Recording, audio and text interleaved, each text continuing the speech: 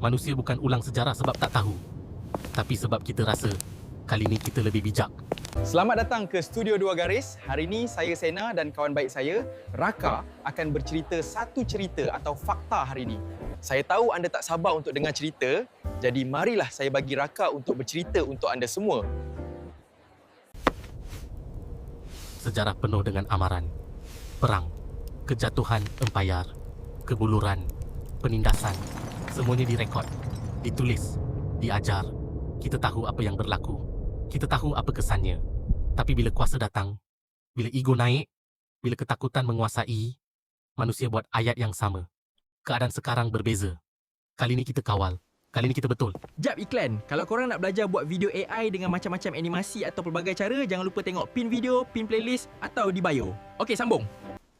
Dan sejarah, ulang tanpa perlu dipaksa. Masalahnya bukan manusia lupa sejarah. Masalahnya ialah manusia percaya mereka pengecualian. Kita belajar sejarah bukan untuk elak kesilapan, tapi untuk yakinkan diri kita takkan buat kesilapan yang sama. Yang pelik tu bukan dunia, kita. Dalam video tadi, kita dapat tambah satu ilmu untuk hari ini. Kalau korang rasa video tu bermanfaat, sila follow dan komen untuk konten yang seterusnya. Bye!